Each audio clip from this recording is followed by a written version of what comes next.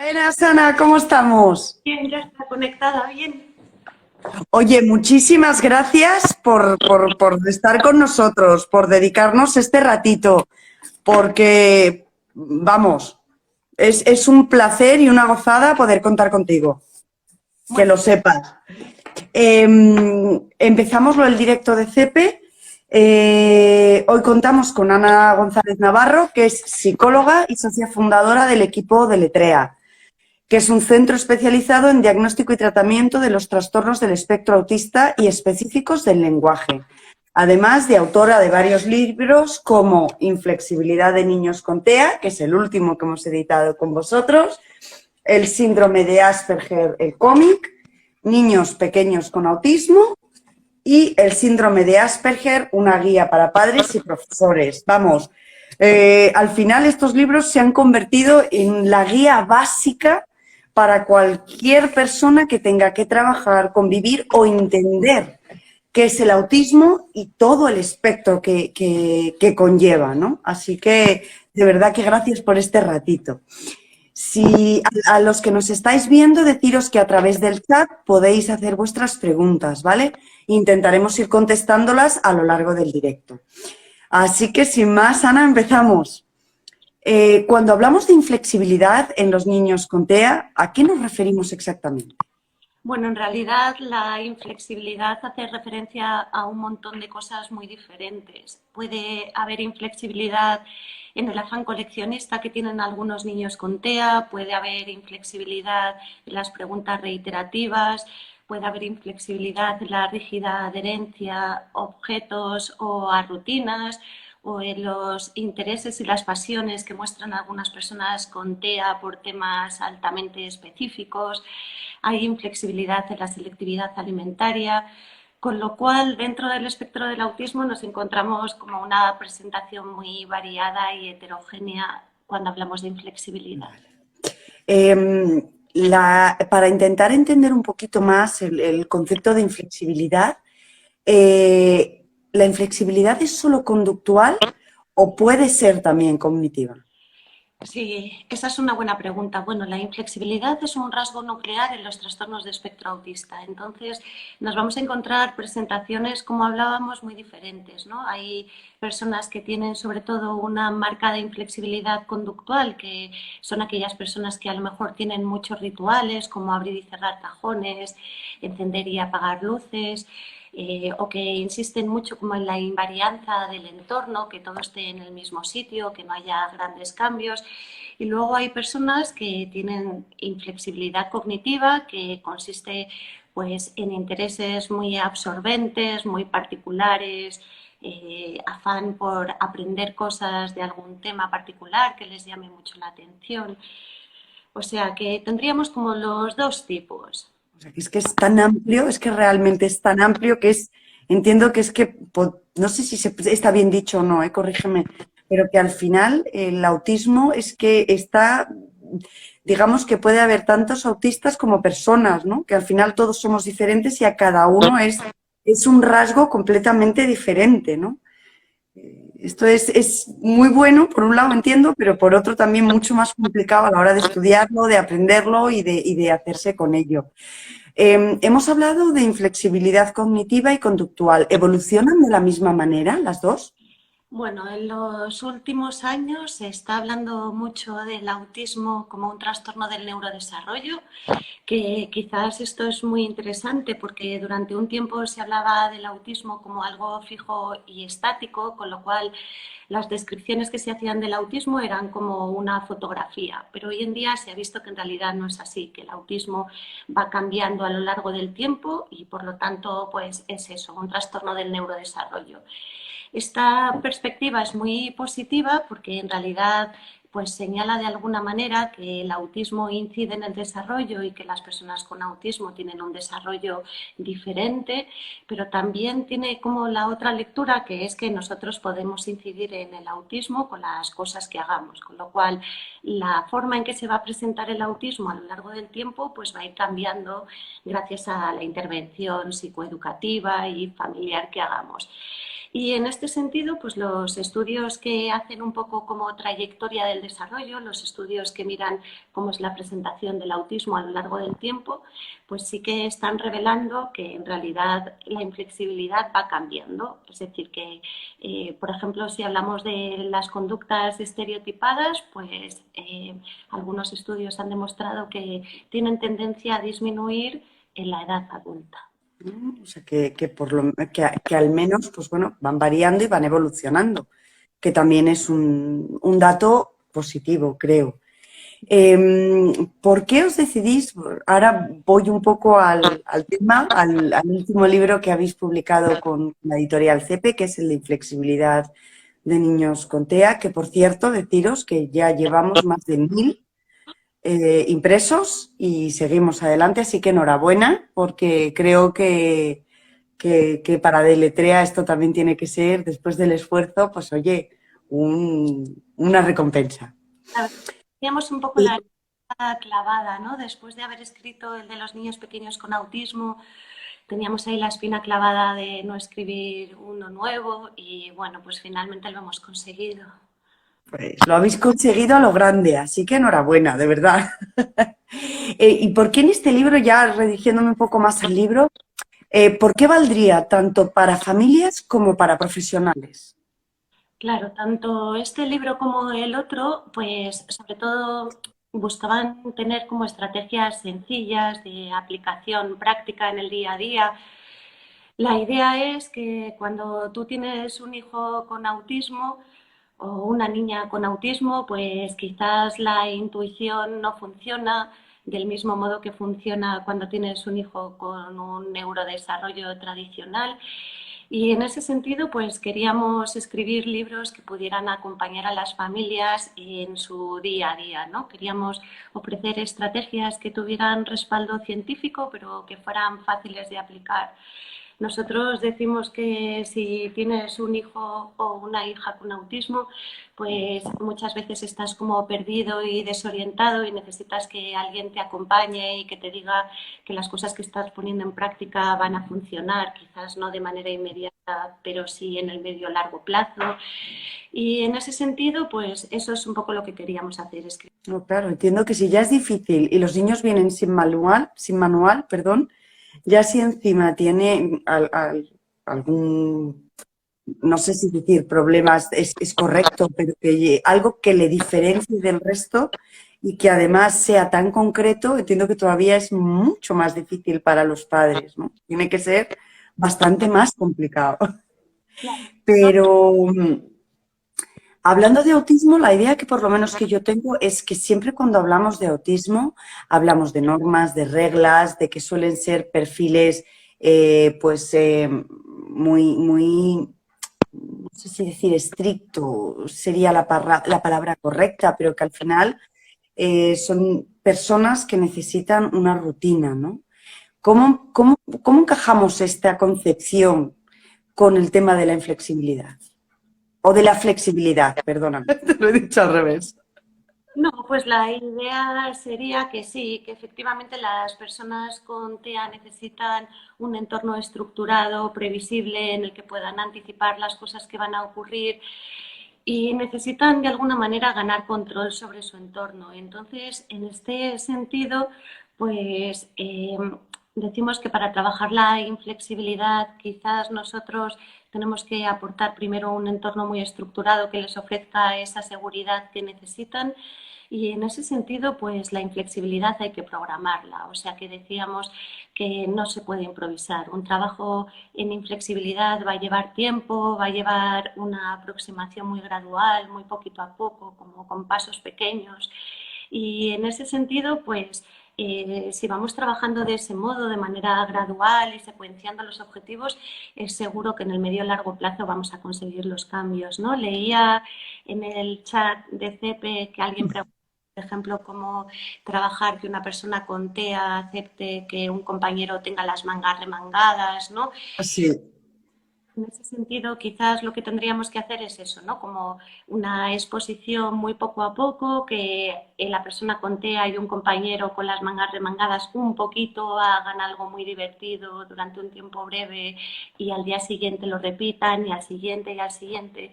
Y así de manera progresiva hasta que podamos ir subiendo cada vez la manga más arriba y también la manga de más niños, ¿no? Pero no saber cómo trabajamos la inflexibilidad es que no podemos tener prisa. Quisiéramos que las cosas fueran más rápido, pero hay que programarlo y hacerlo despacio. Es que al final también entiendo que ese tipo de cosas tienes que ir un poco. Si ya cuando quieres trabajar algún tipo de obstáculo, ¿no? De temas sociales entre niños, ya tienes que ir despacito, entiendo que en este caso más todavía. Hablabas de juegos o de cosas divertidas. No sé si, porque también he leído a última hora un comentario que nos pedía que contáramos, bueno, pues algún juego divertido, alguna forma o algún trabajo de forma lúdica con el que trabajar la inflexibilidad. No sé si nos puedes dar ahí alguna pista de algo que hagáis vosotras o que utilicéis, ¿no? Para poder En realidad, trabajar. como decíamos, que la inflexibilidad se presenta de tantas maneras diferentes, ¿no? Que hay niños que a lo mejor les gustan los calendarios, a otros les gustan las fechas, otros van recogiendo piedras y hojas y tienen como ese afán coleccionista de objetos. Como es tan diferente, dar como una guía común que sirviera para todos los niños, en principio es como complicado, ¿no? Pero sí que es cierto pues, que hay algunas tareas que mejoran mucho la inflexibilidad. Por ejemplo, mejora la inflexibilidad hacer puzzles porque tienes que encajar y ese ensayo y el error ya es un poquito de flexibilidad. Mejora la inflexibilidad el juego simbólico porque tienes que imaginarte en roles diferentes. Mejora la inflexibilidad leer cuentos e imaginar cómo sería un final distinto para una historia cotidiana. Es decir, que en principio como que la inflexibilidad la podemos trabajar desde muchas vertientes lúdicas. Entiendo que ahí también entraría el vector, digamos, de qué es lo que le gusta al niño, ¿no? Al final es coger algo que a él le gusta y convertirlo en algo divertido que nos sirva de canal para trabajar lo que no le resulta tan divertido, Sí, ¿no? mira, ese comentario me parece que es clave. O sea, yo creo que la inflexibilidad nos enseña mucho de lo que para la persona con TEA es importante. Es decir, que cuando una persona es inflexible, estamos obteniendo muchísima información sobre cosas que podemos emplear para motivarle a partir de lo que le gusta y a qué insiste, ¿no? Y en Ujú. ese sentido, pues como que la inflexibilidad tendría como una doble lectura, porque en realidad emplear para mejorar la conexión. Es decir, que si un niño, por ejemplo, lo que le gusta es ver girar objetos, pues podemos usar objetos giratorios para trabajar la petición, para que esté a gusto con nosotros, para esperar turnos, para ampliar los intereses y que a veces sean cosas que giran de un tipo y a veces sean cosas que giran de otro tipo. Es decir, que en realidad la inflexibilidad nos enseña mucho de lo que para la persona es importante y en ese sentido como que lo podemos aprovechar en nuestro favor, ¿no? Podemos emplearlo para mejorar la interacción, lo podemos emplear también para mejorar, por ejemplo, pues no sé, la habilidades organizativas, si se trata de ir a ver un museo con una temática que a algún chico le guste en particular, o sacar entradas, o quizás quedar con alguien, incluso para mejorar las habilidades conversacionales. Hay muchos. Está muy bien, o sea, me parece muy interesante. Estaba leyendo que hay otra pregunta del chat en el que nos pregunta Miriam Zariego 75, ¿cómo podemos aprovechar la inflexibilidad en el aprendizaje sin hacerlos sentir que invalidamos su pensamiento? Y creo que es justo la respuesta que acabas de dar. O sea, primero la respuesta y luego la pregunta, pero es que según te oí hablar, digo, pues que al final entiendo, y corrígeme que tú aquí eres la experta, entiendo que es la forma de engancharles, ¿no? De conseguir que Claro, vayan. sí, es ese sería el comentario, ¿no? Que tantas veces decimos que con las personas con TEA los intereses son restringidos, que son limitados, que, vale, pues vamos a aprovecharlos a nuestro favor. Es decir, quizás si incluimos sus áreas de interés en las fichas de trabajo de clase o les hacemos que después de hacer un trabajo que quizás sea un poco más pesado o aburrido tengan tiempo para girar, leer sus cuentos favoritos, jugar con bloques, es decir, lo que para cada cual sea importante, pues indirectamente vamos a aprovechar la inflexibilidad a nuestro favor para poder trabajar otros contenidos que quizás no le gustan tanto. Muy buena idea. Vamos, me parece un punto muy importante.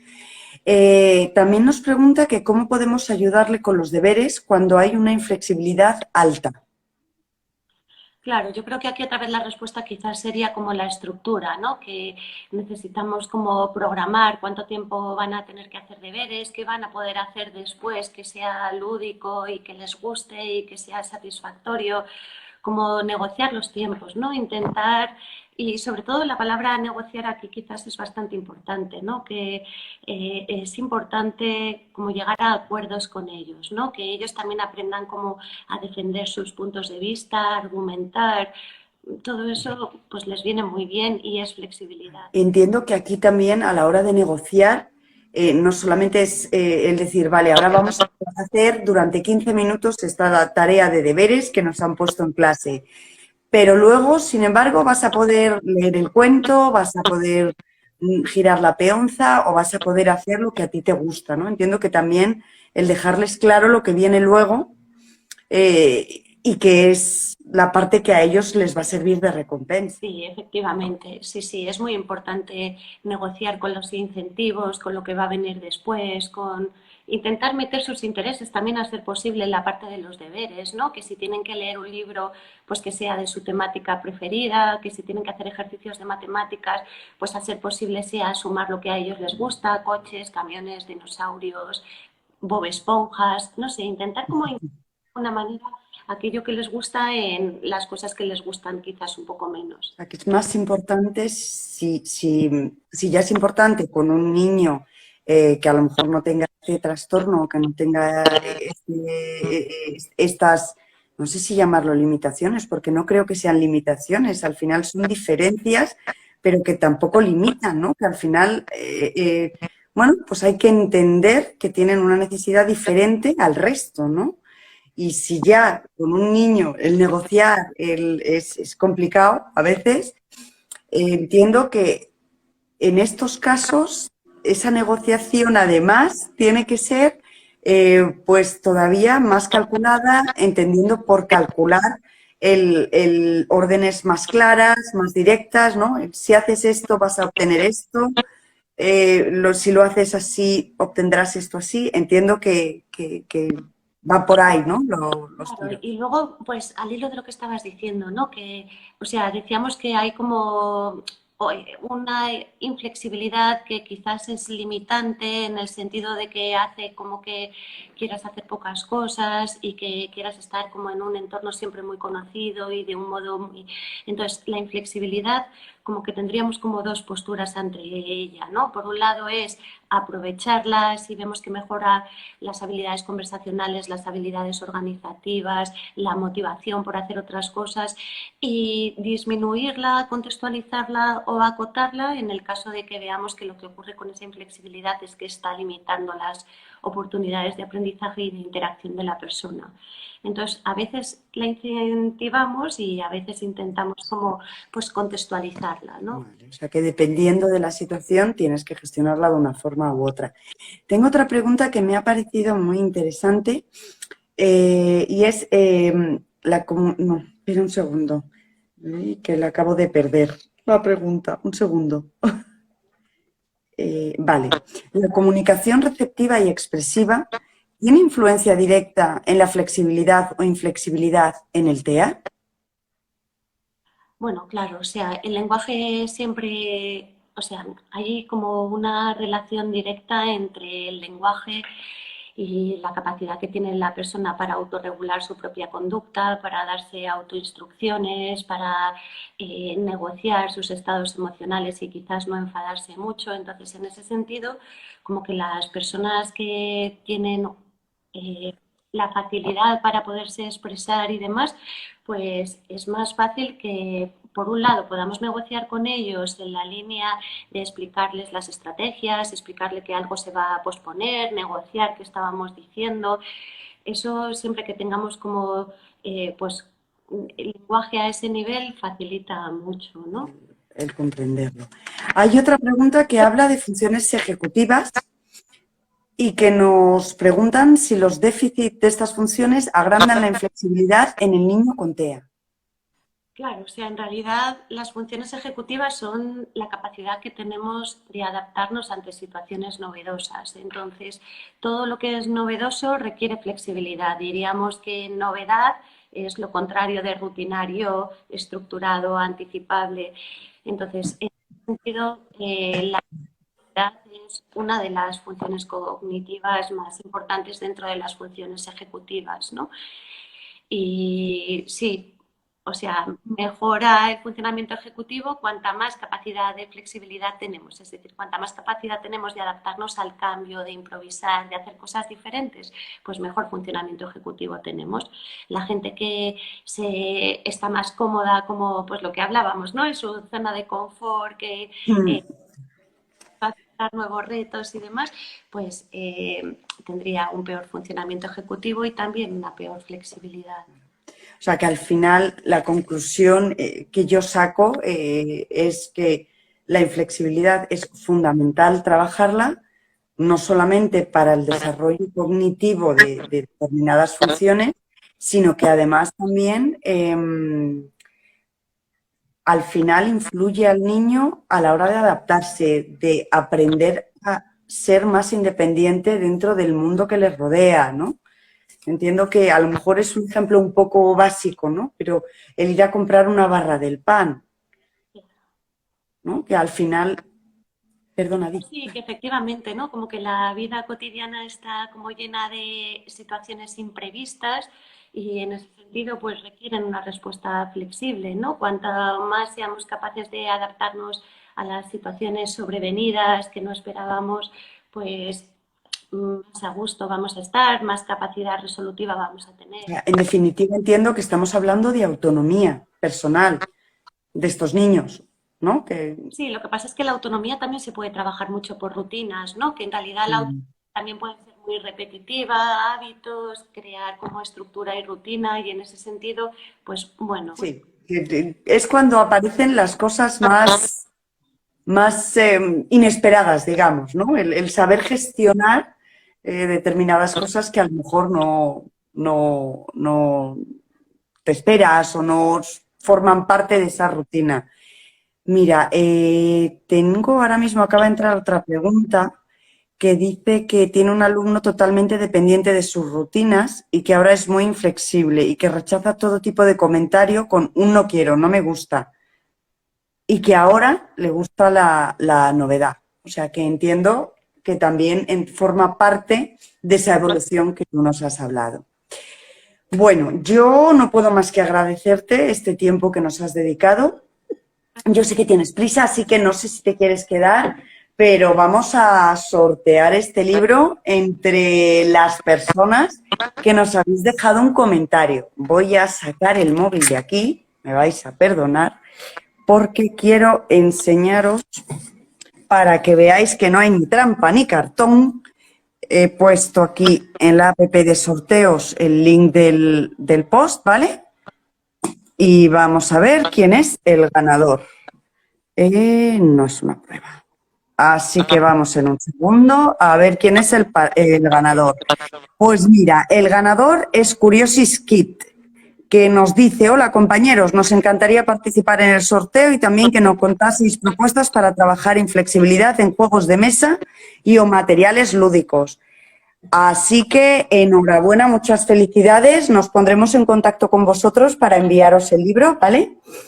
Y Ana, solo agradecerte tu tiempo, tu paciencia y lo bien que nos has contado y que la opción que nos das de sentirnos más cerca y de poder llegar a entender y a comprender a estos niños, que creo que es una parte fundamental para ellos y para el resto de la sociedad. O sea que Muchas gracias por el trabajo que hacéis en Deletrea, que creo que es muy bonito.